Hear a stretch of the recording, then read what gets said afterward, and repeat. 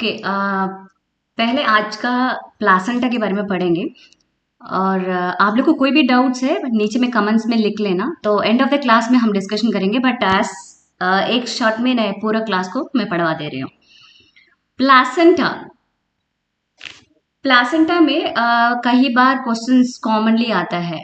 Okay, labelled diagram of placenta है, नहीं तो what are the functions of placenta, 5 mark का आता है। और प्लासेंटल डिजीजेस 5 मार्क्स का आता है।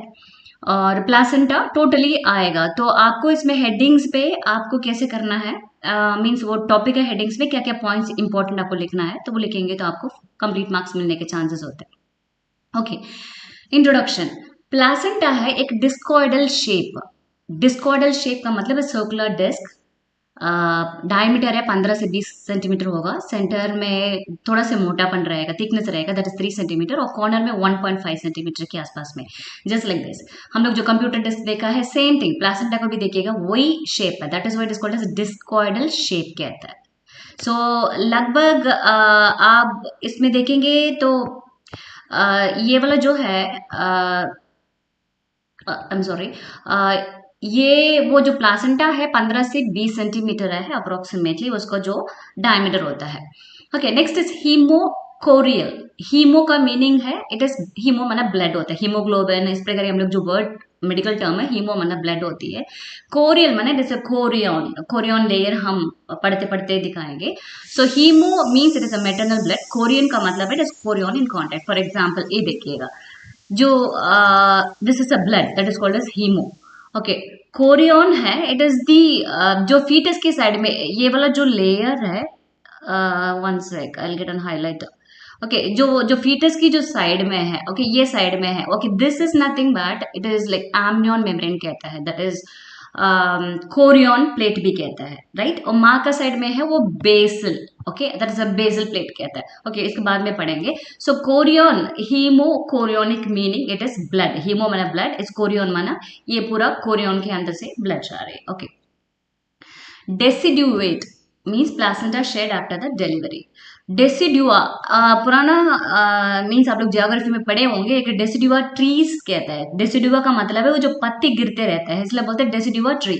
सो यहाँ पर क्यों प्लासेंटा में डेसिड्यूवेट करके बोला है, क्योंकि डिलीवरी के बाद, ओके बच्चा पैदा हो गया, ओके और होने के बाद जो प्लासेंटल डिलीवरी होता है उस समय में डेसिड्यूआ भी बाहर आता है। यू ऑल नो डेसिड्यूआ क्या होता है, it is a endometrium of the pregnant woman is called as a decidua. Okay, so जब ये प्लासेंटा सेपरेशंस होती है तो ये डेसिड्यूएट इसलिए कहता है। Okay, next one is develops from chorion frondosum that is a fetal and decidua basalis maternal. ये वेरी इंपॉर्टेंट क्वेश्चंस है, मल्टीपल चॉइस क्वेश्चंस में रिक्रूटमेंट में कई बार पूछा गया था। Okay, develops from chorion frondosum as a fetal part, as I told you chorion क्या होता है और decidua basalis. Let me show you the picture it is.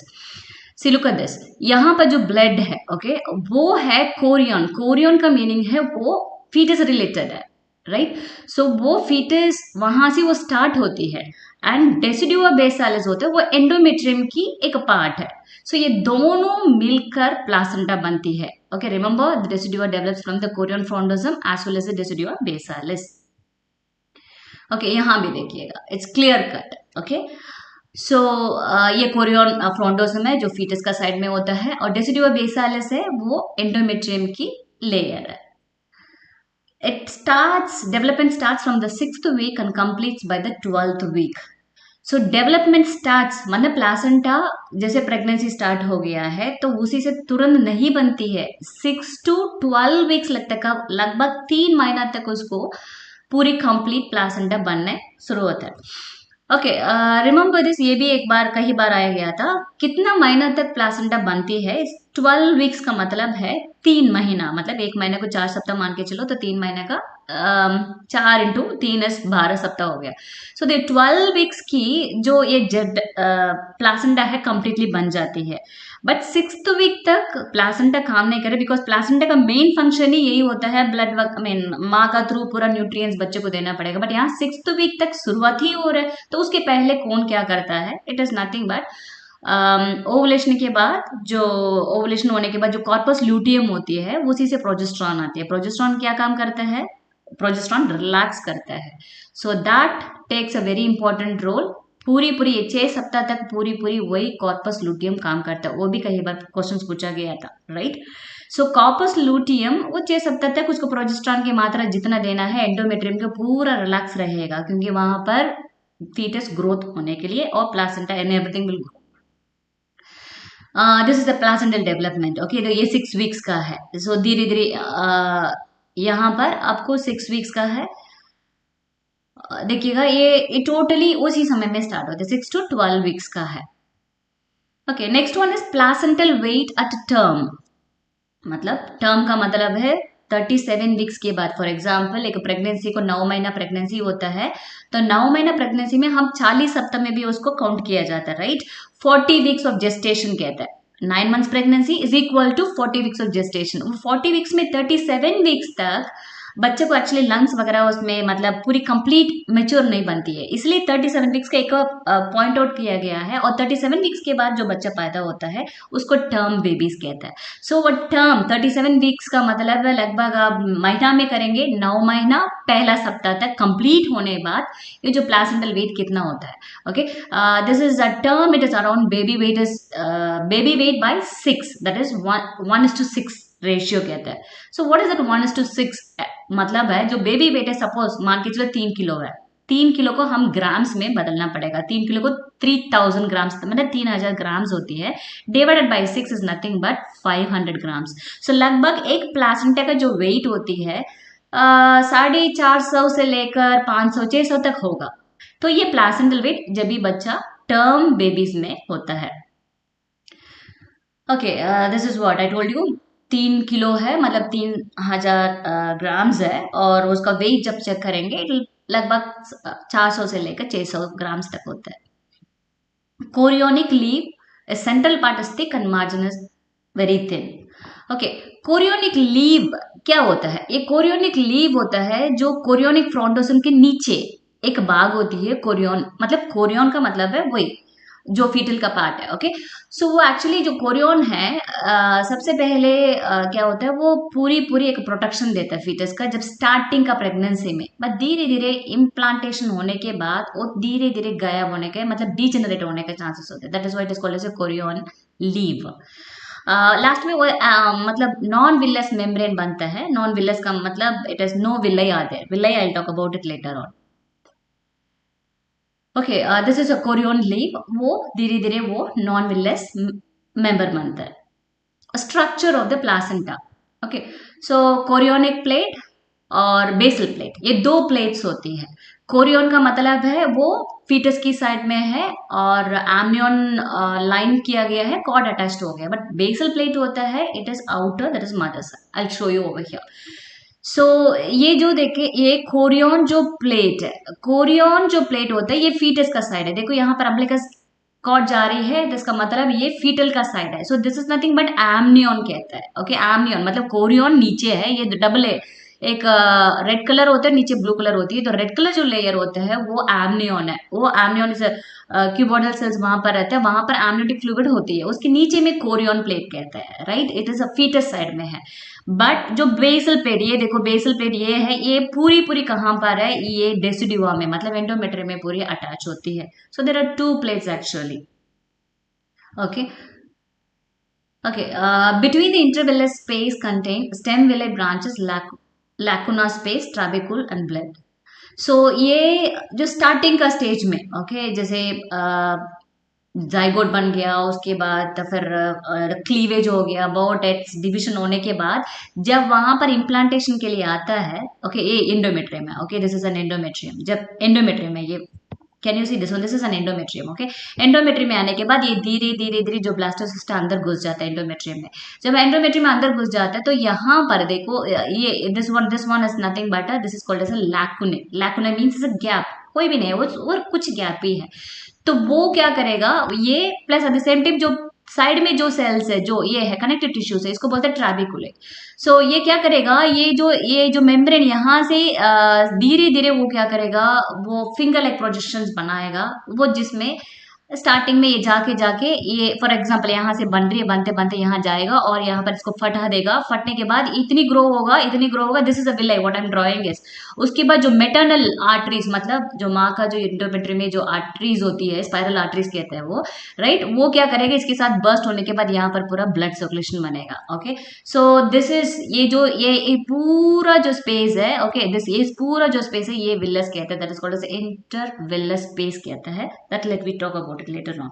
So maternal uterine spiral arteries लगभग 120 to 200 स्पाइरल आर्टरीज होता है, और perforate the basal plate and drain into the intervillous space. Okay, so यहाँ पर, okay, see can you look at this one, I'll show you. See, look at this one. Okay, ये artery है, ये spiral arteries, that's what I told you. Like spiral arteries लगभग 120 to 200 spiral arteries होते हैं total बच्चे को पूरा blood supply देने के लिए। तो ये क्या करेगा, ये पूरा पूरा धीरे धीरे बेसल प्लेट से कोरियन प्लेट तक वो आगे बढ़ता है। ओके, दिस इज व्हाट, थोड़ा सा डिटेल आप देखेंगे। आपको यूट्राइन आर्टरी है, ओके, यूट्राइन आर्टरी यहाँ से ब्लड लेके आ रही है, ओके, आर्क्यूवेट आर्टरी यहाँ से डिवाइड होके ये बाहर जा रही है, बट यहाँ से आर्क्यूवेट आर्टरी से ये देखो ये रेडियल आर्टरी है। रेडियल आर्टरी क्या करेगा, मायोमेट्री में घुस गया, मायोमेट्रियम तक यहाँ देखिएगा ये बेसल आर्टरी है, राइट, और ये यहाँ पर basal artery at the same time एक और ये जो स्पाइरल आर्टरी, ये देखो पूरा एंडोमेट्री में घुस गया। तो spiral artery is the one endometrium में पूरी ब्लड सप्लाई देता है। मेंसेस का संबंध में भी वो जो शेडिंग का जो होता है वो पूरे एंडोमेट्रियम की स्पाइरल आर्टरीज देता है। So okay, so can you look at this with the green colour की जो लाइन होती है, इसकी अंदर वाला जो पोर्शन होता है decidua. So decidua means it is that's going to shed off और going to fall, so that is why it is called as a decidua.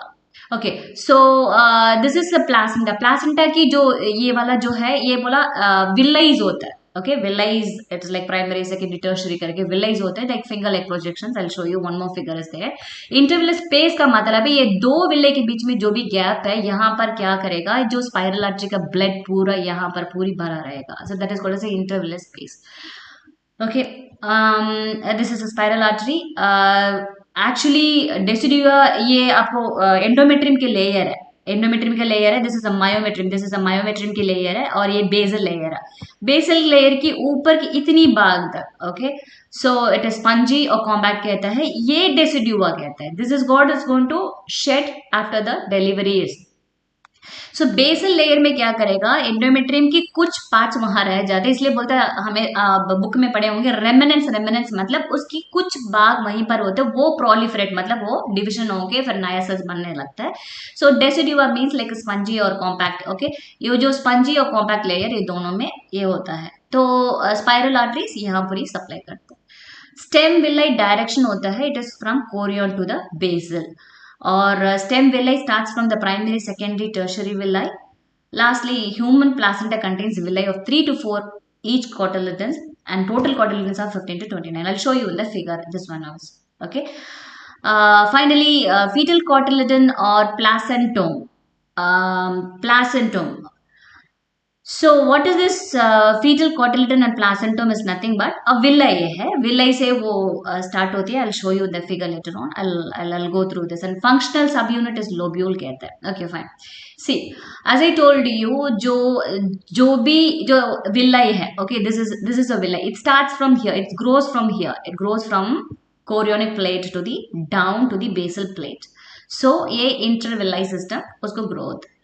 Okay, this is nothing but anchoring villi. Okay, जो anchor कहते हैं यहाँ पर जो villi है, this is anchoring villi कहते हैं। जो बाकी जो यहाँ पर जो साइड में है, okay, this is called as something free villi कहते हैं। ये बाद में न्यूट्रिटिव काम करता है, मतलब वहां पर जो भी न्यूट्रिशन है, यहाँ ये देखो इंटरवल स्पेस है ये, ओके, ये पूरे यहाँ पर ब्लड रहता है, तो यहाँ पर जो भी न्यूट्रिएंट्स है, ग्लूकोज हो कुछ भी हो, वो पूरा पूरा ये जो न्यूट्रिटिव ये वाला जो विलाई पूरा उसको ऑब्जर्व करके फिर ब्लड सिस्टम में यहाँ से लेके फिर बच्चों को यहाँ फीटस में बेचता है।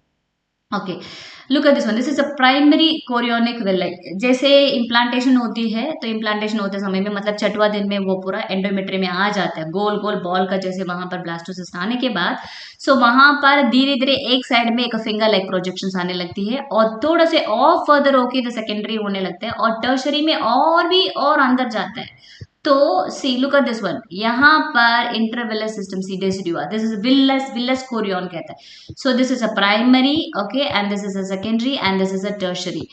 सो प्राइमरी और सेकेंडरी और टर्सरी विलाई मिनिमम एक एक कॉटिलिडन्स होती है। एक एक कॉटिलिडन्स में मान के चलो इसमें 3 से 4 पूरा सिस्टम उसमें पूरा बनी रहती है, विलेज बनी रहती है। Okay, this is this one is okay. And fetal surface, there are two surfaces that you are supposed to know. One is a fetal and the maternal. Fetal surface is nothing but ये देखो fetal surface, ये जो ऊपर की जो part है, 4/5 part of placenta means ये वाला जो है, जो फीटल सरफेस होता है, जो प्लासेंटा हम 5 भाग में डिवाइड करेंगे, उसमें 4 भाग ये फीटल सरफेस पूरी पूरी लिया गया है। ओके, सो ये smooth and glistering an amnion covers it. So ये वाला जो लेयर है, okay, when you are going to, ये वाला जो लेयर है इसको आप पुल करेंगे, ऊपर की जो एमनियन होती है उसके नीचे वाला वो है कोरियन होता है। क्योंकि कोरियन क्या होता है, जो नीचे वाला इसकी जो I mean when you going to peel the amnion, so you will have the amnion layers, यहीं से इस लेयर से ही पूरी what you call it amniotic fluid वगैरह, लाइकर वगैरह इसमें बनती है। So smooth and glistering means it's very shiny. So this part is called as a fetal surface. आपको पहचानने के लिए यही है fetal surface. Umbilical cord attached है, right? This is an umbilical cord, ये attached है, almost in the center.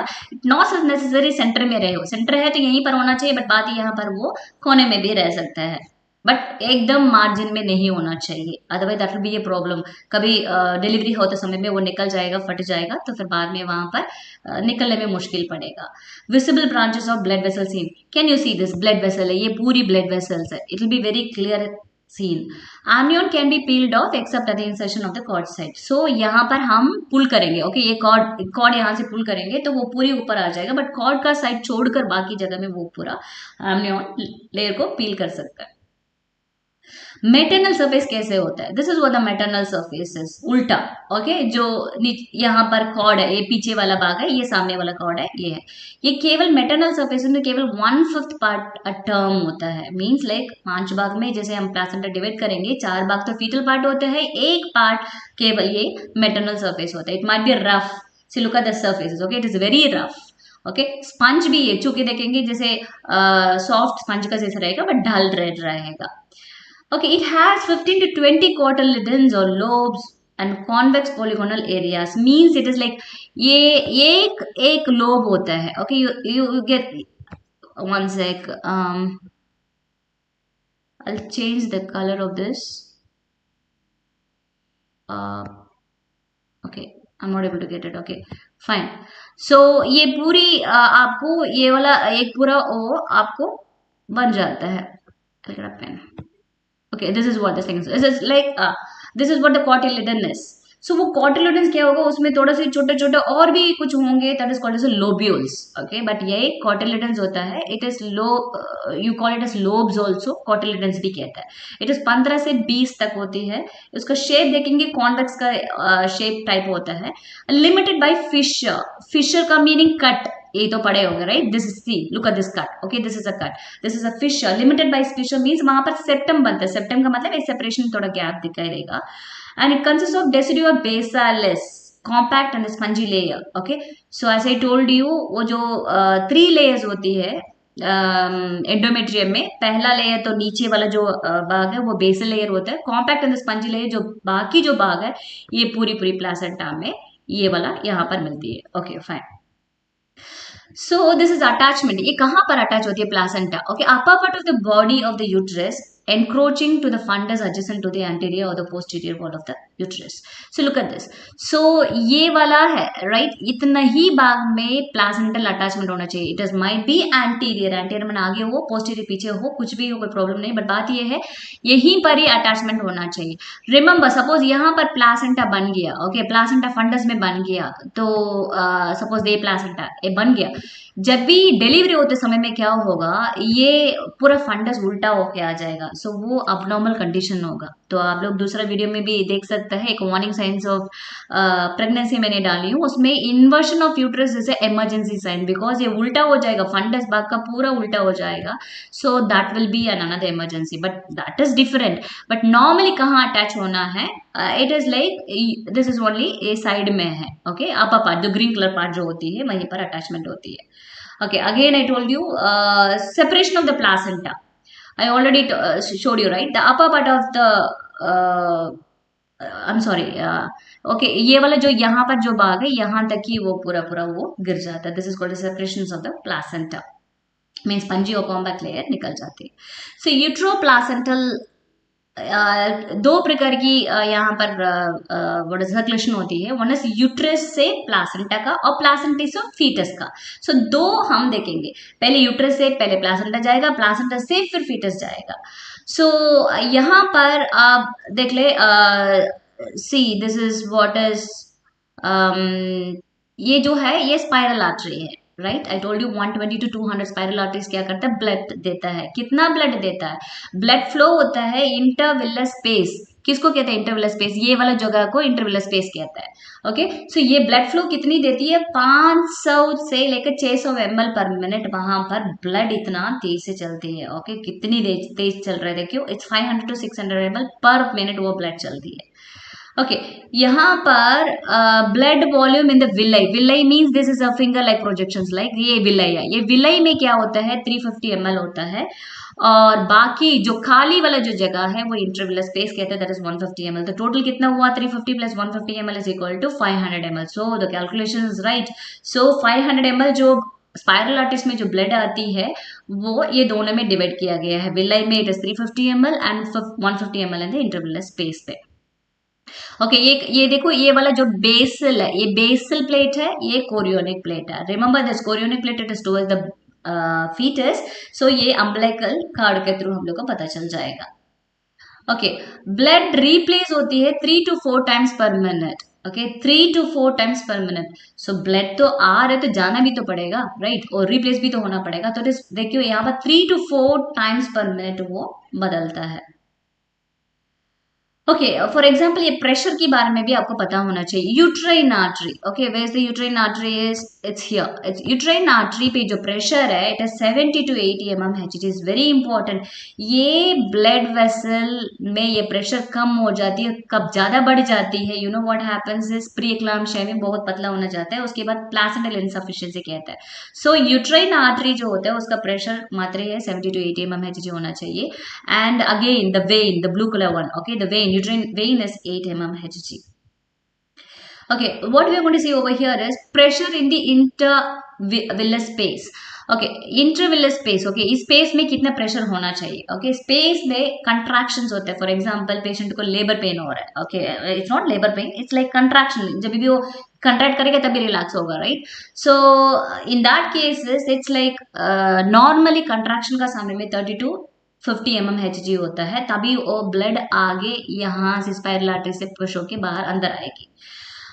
Remember then relaxation पे it is 10 to 15 mmHg. The whole uterus क्या होता है, डिलीवरी की आई मीन प्रेगनेंसी से लेकर डिलीवरी तक, ओके, उसका प्रेशर नॉर्मली 10 to 15 mmHg ही होता है. बट जब डिलीवरी होने का समय में बहुत भयंकर दर्द आने लगता है, it reaches up to 50 mmHg. Contractions बढ़ जाती है. Okay, now we talked about the uterus से प्लासेंटा कैसे ब्लड गया. अभी प्लासेंटा से फीटस कैसे जाएगा, that is called as feto placental blood circulation. Let we see about this. यहाँ पर दो आर्टरी होती है. Okay, this is 2 arteries. हम लोग को ये पता है, इट इज लाइक ये जो रेड कलर है this is N oxygenated blood. ये वीनस मतलब वेन, अम्बिलिकल वेन लेके जाती है पूरा जगह में, पूरे जो भी ऑक्सीजन करके उसको दे देता है. बट अम्बिलिकल आर्टरी क्या करता है, हम फीटस से लेकर प्लासेंटा वापस कैसे आते, तो वापस आने के रास्ता क्या है, 2 अम्बिलिकल आर्टरी. ये भी कॉमनली एक क्वेश्चन होती है, but this is a placenta, but still I am telling you this is a recruitment question होता है. 2 umbilical artery and 1 umbilical vein. Okay, 2 umbilical artery. Suppose बच्चे को ओनली 1 आर्टरी रहेगा, so there is something problem, anomaly से बच्चे को कुछ conjunctival problems होने का चांसेस है, उसको देखना पड़ेगा. Okay, so here the fetal deoxygenated blood जो प्लासेंटा में वापस आती है, कितना आता है 400. हम लोग पहले क्या पढ़ा था, 500 से लेके 600 ml क्या होता है, यूट्रस से पुश होके वो प्लासेंटा जाती है. बट प्लासेंटा से कितने वापस आती है, 400 ml पर मिनट वापस आ रही है, वो भी डीऑक्सीजनेटेड ब्लड आ रही है. ओके, प्रेशर कितनी होती है अम्बिलिकल आर्टरी में? It is 60 mmHg. This is a very important because artery में पुश करेगा, ब्लड पुश करेगा तभी तो वो सभी जगह में पहुंचेगा, राइट?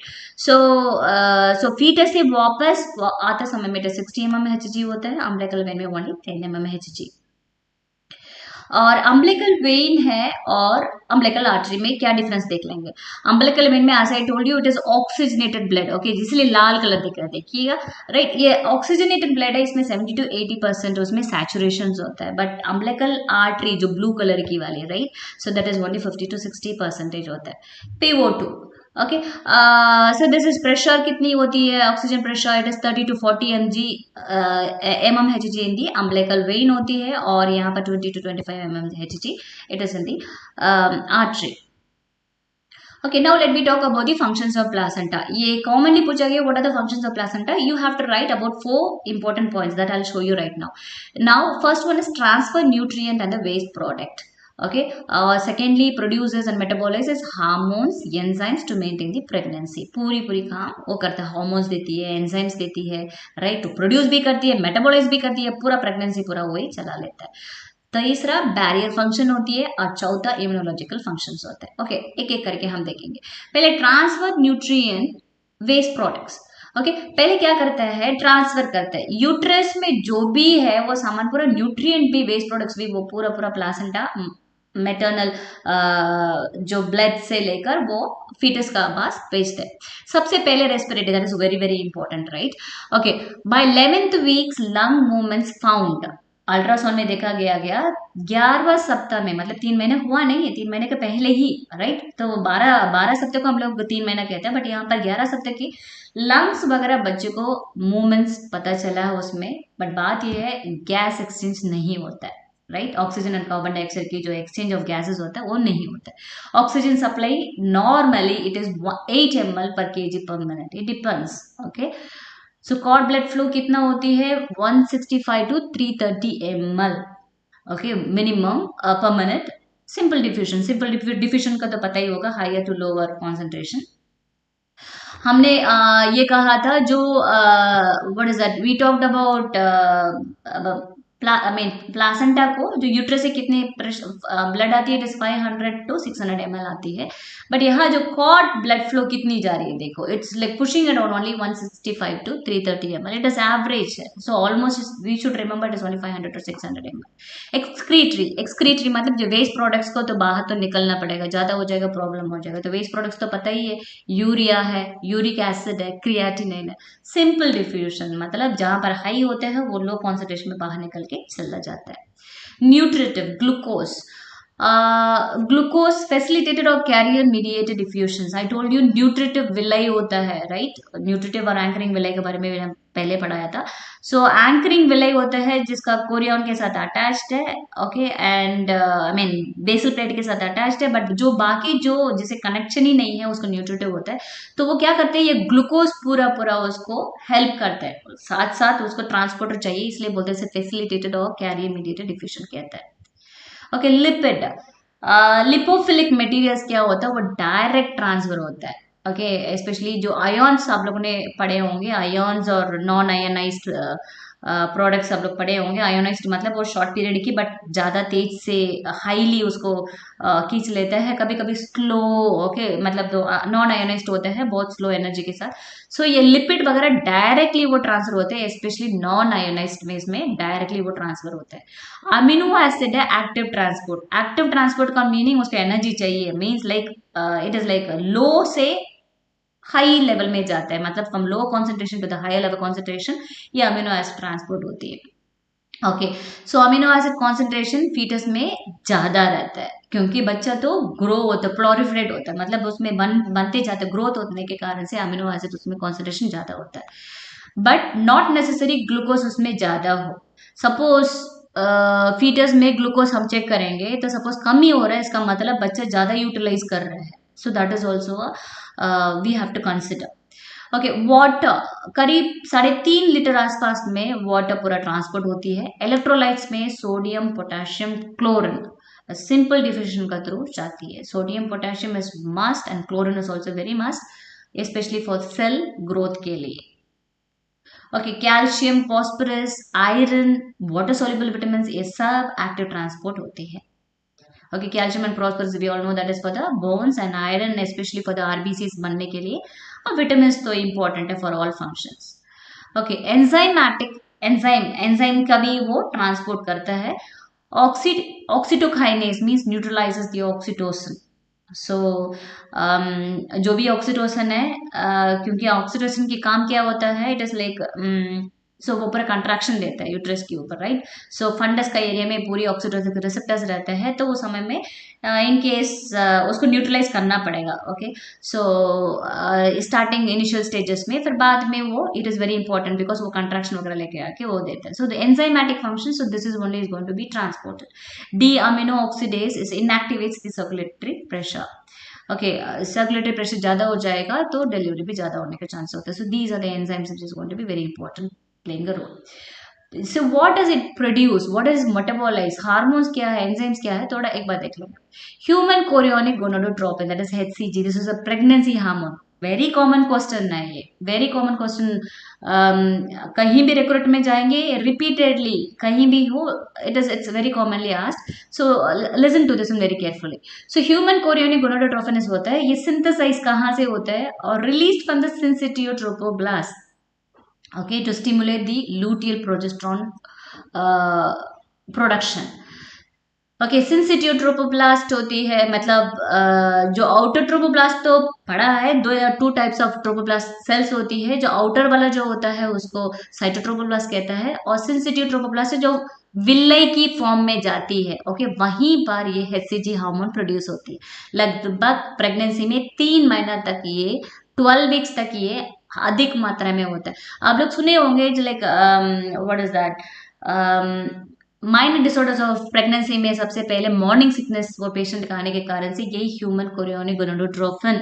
ये क्या होता है, रात 12 बजे के बाद हम लोग ज्यादा पानी नहीं पीते हैं, वो डाइल्यूट नहीं हुआ है, एंड कॉन्सेंट्रेटेड के कारण से मॉर्निंग में उठते समय में they have a sickness of vomiting and nauseated. So that is called as a human chorionic gonadotropin which is going to cause morning sickness.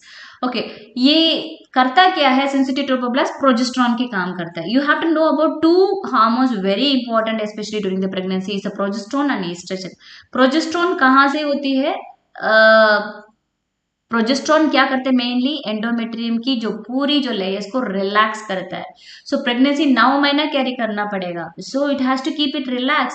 Suppose उसको कंट्रैक्शन हो जाता है, वो ईस्ट्रोजन की काम करता है. सो सेंसिटिव ट्रोपोब्लास्ट बहुत अच्छा काम करता है, and that is going to be, it really plays a good role.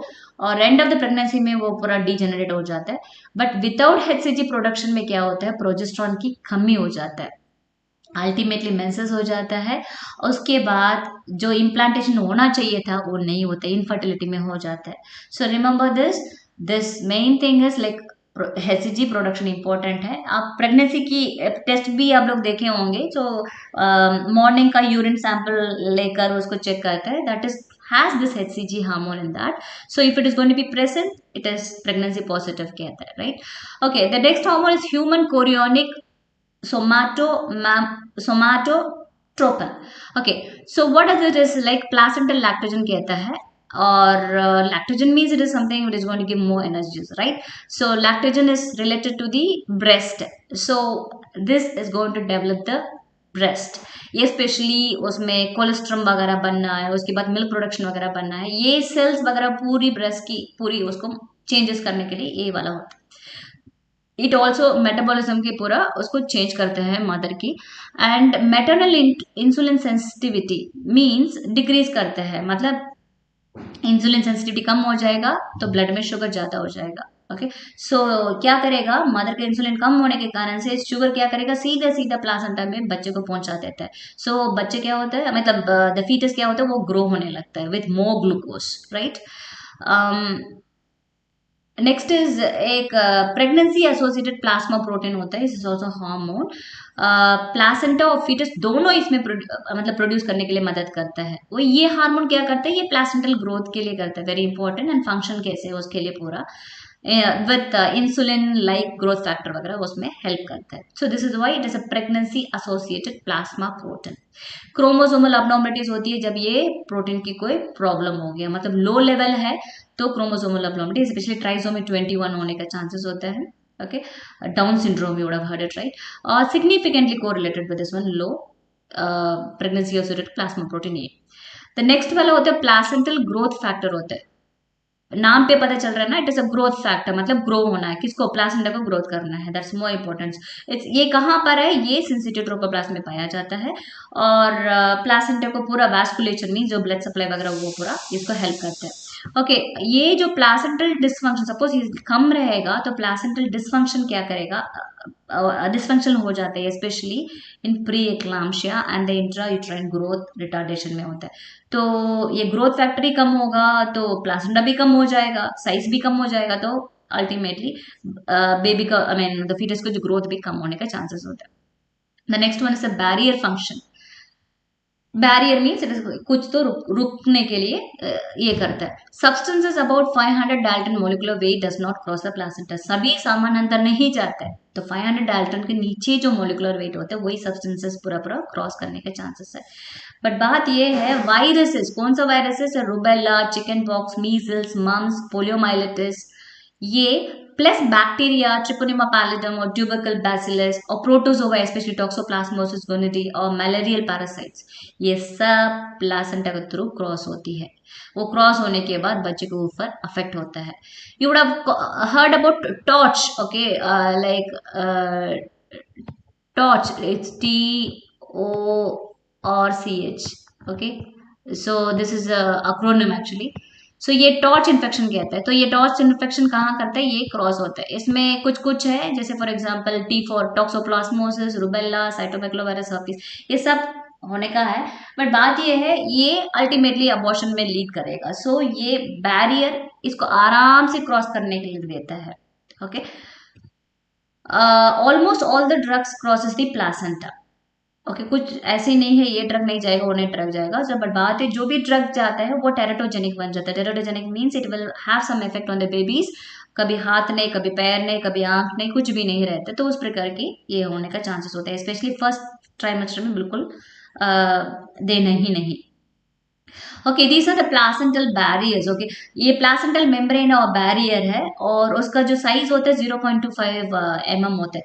सो सी इसमें तो 5 ये है 5 लेयर्स है यहाँ पर. ओके, जो 5 लेयर्स है, जो फर्स्ट लेयर है सिंसिटिव ट्रोपोब्लास्ट होती है, दूसरा साइटोट्रोपोब्लास्ट होती है. ओके, सिंसिटिव ट्रोपोब्लास्ट मींस ये जो जो अंदर वाला जो अंदर जाती है. ओके, जो मेटरनल माँ का जो डेसिडुआ में जाके पहुंचे उसको सिंसिटिव ट्रोपोब्लास्ट कहते हैं. इससे ही HCG हार्मोन जो प्रोड्यूस होती है.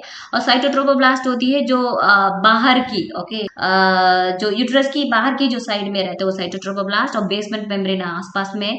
ओके, और extra embryonic mesoderm and endothelium of the fetal capillaries, ये पांचों लेयर एक बैरियर बनती है अर्ली प्रेगनेंसी में. लास्ट में इम्यूनोलॉजिकल फंक्शंस, ये IgG क्रॉस करता है. आप लोग ने पढ़े होगा इम्यूनोग्लोबुलिन्स जो होता है गेम डी करके, लाइक गेम का मतलब IgG, IgA, IgM, IgE, right, and IgG, game D. Okay okay, so इस प्रकार की जो पांचों में द मेजर जो मेन वाले जो क्रॉस करते हैं प्लासेंटा को, it is IgG. Is a very common question been asked by many people. Okay, I mean many recruitment exams में ये वेरी कॉमन क्वेश्चन है. ओके, IgG में क्या फंडा होता है वो भी एक छोटे से जिस्ट बता देती हूँ. ओके, IgG में क्या होता है, it is actually secondary infection होती है उन्हीं को IgG वगैरह चेक करता है. बट IgM भी कॉमनली आप कोई भी इन्वेस्टिगेशन करना है IgM और IgG चेक करता है. IgM होता है वो प्राइमरी, मतलब प्राइमरी फंक्शन, मतलब अभी अभी रिसेंटली कोई इन्फेक्शन हुआ है. IgG होता है सेकेंडरी इन्फेक्शन. सो यहाँ पर की बात है जब IgG क्रॉस होती है स्पेशली जो RH नेगेटिव मदर में प्रॉब्लम क्रिएट करती है. So as I told you it is secondary, it is not primary. Primary होता है IgM होता है. ओके, सो IgM होता है that is only for short duration में, अभी अभी हुआ है. बट IgG होते हैं सेकेंडरी में.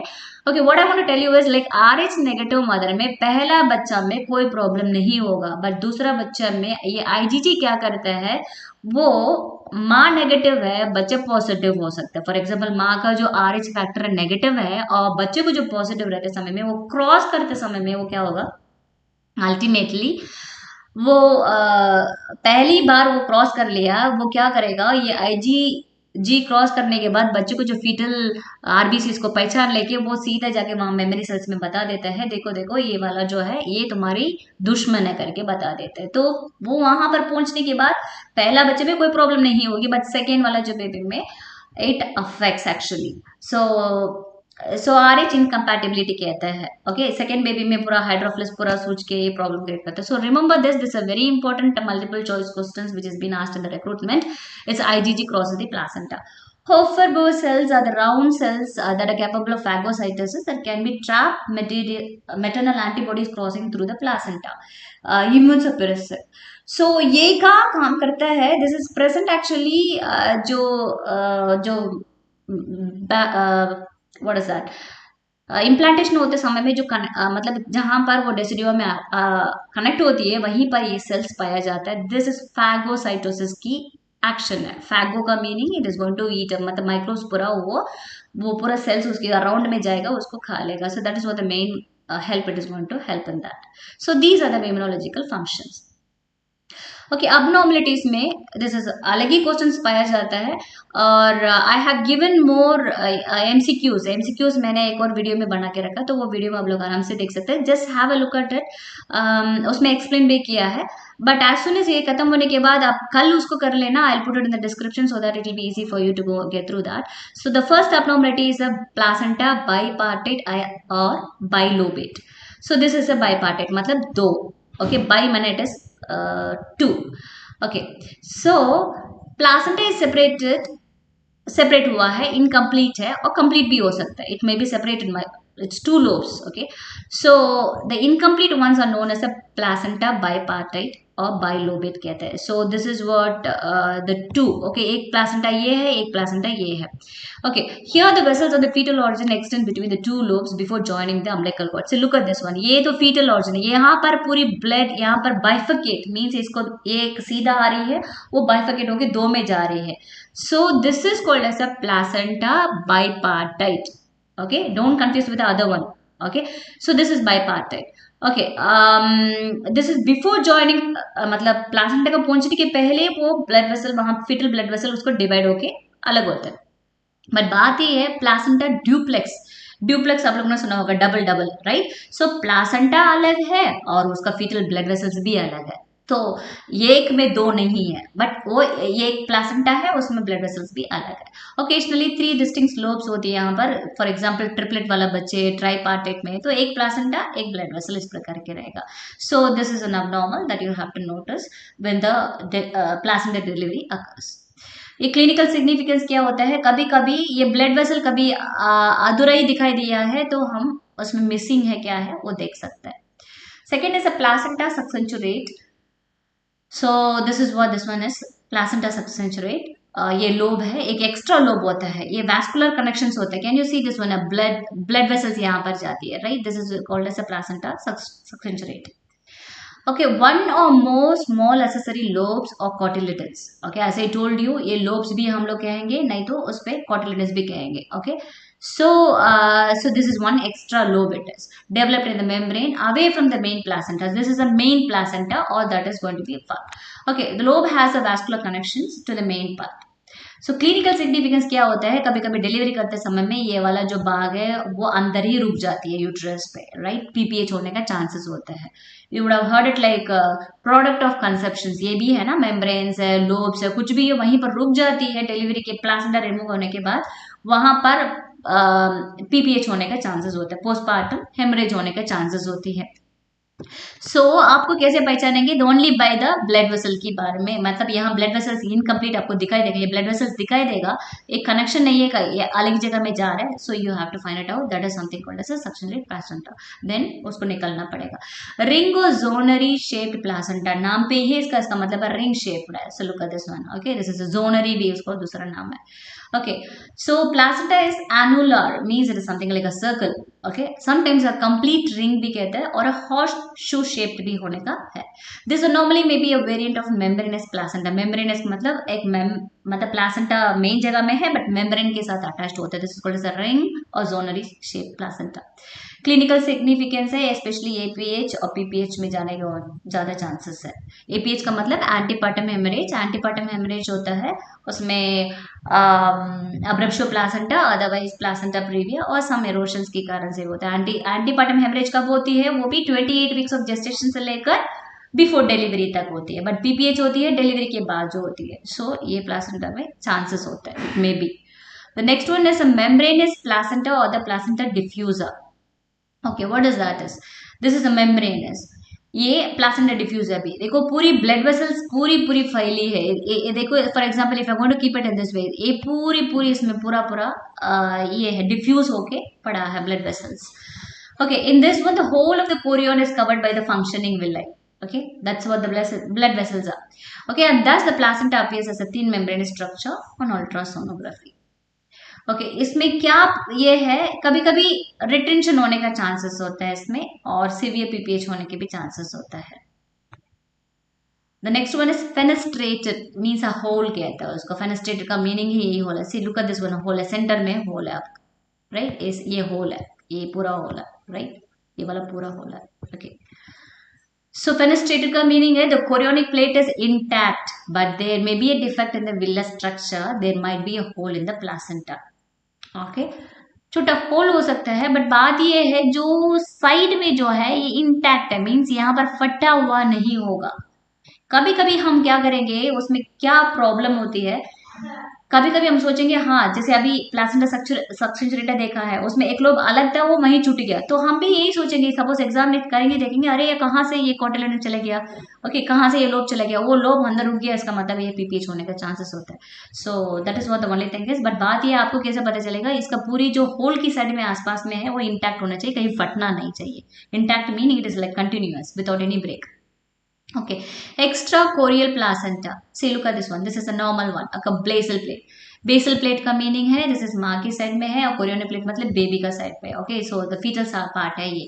ओके बट यहाँ पर सर्कमप्लेट का मतलब है ये जो बेसल प्लेट थोड़ा बड़ा दिखाई देता है बट जो फीटल सरफेस है थोड़ा सा छोटा दिखाई देता है। That's what is circum means, ये थोड़ा से हम उल्टा करके देखेंगे तो उसमें पूरा राउंड खाली रहेगा बीच में, स्पेशली अम्बलिकल इंसर्शन के साइड पे। सर्कम सर्कम मार्जिनेट का मीनिंग इस मार्जिन का साइड में, बस एक साइड में सही रहेगा बट बात दूसरा साइड में उसको थोड़ा बहुत रहेगा।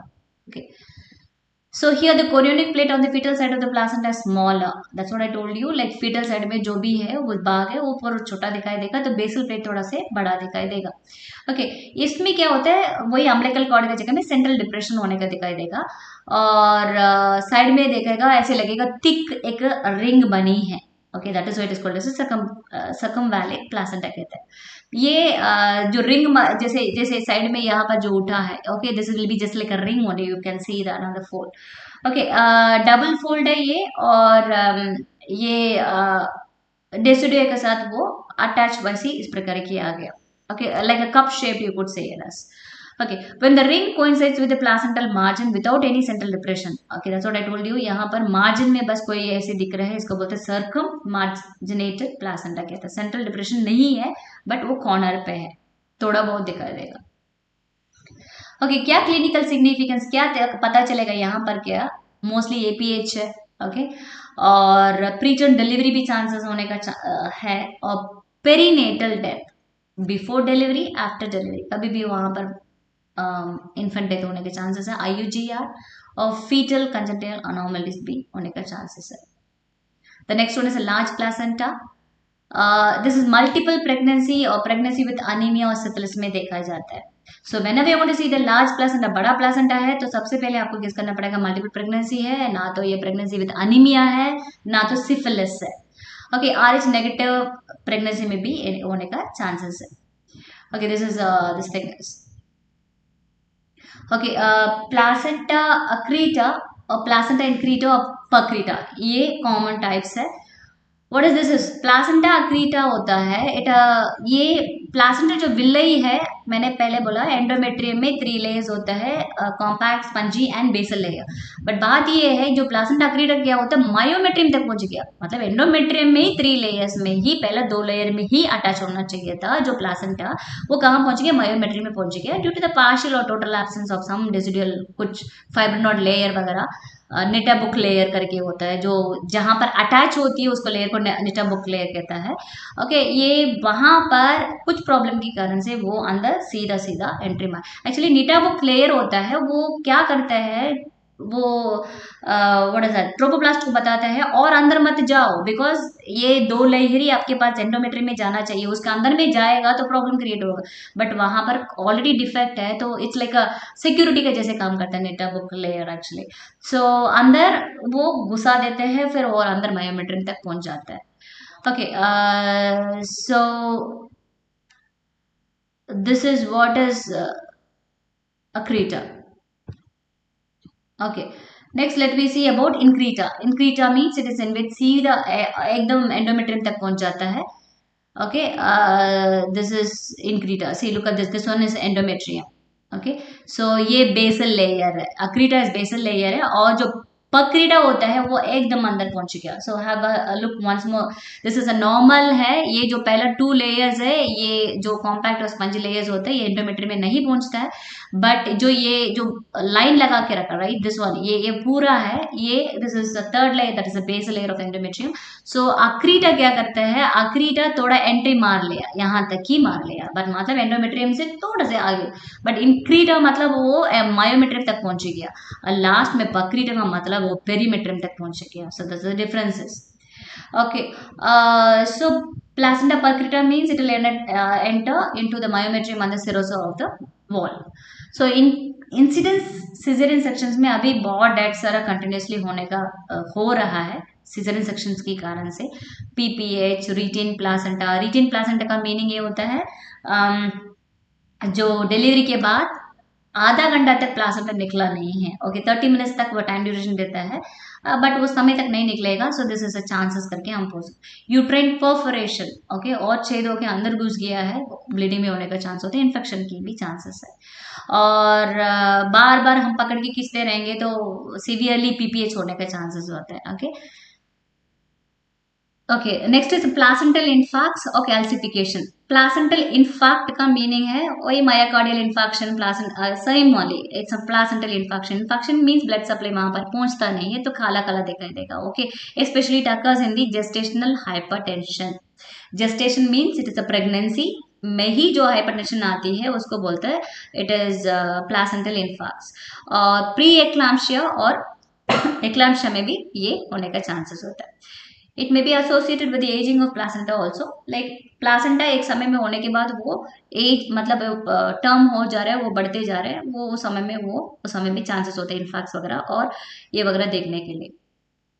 Okay, this is what the placental classification is. Can you look at this? See the white, ये जो white है, okay, this is the white one, right? So ये calcification कहता है। ये in fact means, see, look at this one, black, sorry. Okay, placental infarcts होती है। The last में प्लासेंटा प्रीविया। प्लासेंटा प्रीविया मतलब जो प्लासेंटा है, as I told you, like anterior part में इम्प्लांटेशन होना चाहिए, कभी कभी वो पोस्टीरियर पार्ट में हो जाता है। ओके, सर्विक्स के ऊपर हो जाते हैं, that is called placenta previa. Previa मतलब it is low down. Okay, so this is what the normal side for the placental implantation is. But thing is ये वाला जो कभी कभी क्या होता है, प्लासेंटा साइड में आती है, right. Okay, I am sorry, this cursor is हो गया। See look at this one, side में आ रहा है, ऑस के ऊपर अभी तक आया नहीं है, राइट। यहाँ पर आपको देखेंगे तो ऑस के ऊपर आधा तो आ ही गया। ये वाला जो पार्शियल में, ये पार्शियली आ गया, जैसे हम पीवी करके देखेंगे थोड़ा बहुत गैप दे देते हैं, और यहाँ पर ये वाला पूरी एंट्री हो गया, इसको बोलते हैं सेंट्रल प्लासेंटा भी कहता है। सो व्हाट हैपेंस इज, कभी कभी पीवी करते हैं, कभी कभी पेशेंट को क्या होगा, फ्रेश ब्लीडिंग दिखाई देगा, यहाँ पर पेनलेस ब्लीडिंग होता है। Okay, so this is one of the abnormality and it is very मतलब पेशेंट को इमरजेंसी प्लासेंटा प्रीविया में बहुत ही ब्लीडिंग होने का चांसेस होते हैं, but we really can't see it. I mean ultrasonography पे आपको पता चल जाएगा। सो जिस पेशेंट को प्लासेंटा प्रीविया होता है, we are suppose to do the per vaginal examination also. And I think अभी आप लोग उसमें कोई डाउट्स है आप लोग लिख के भेज दीजिएगा। इन केस इस वीडियो में मैंने कंटिन्यू कर पा रही हूँ, I answer it personally. I think hope you understood.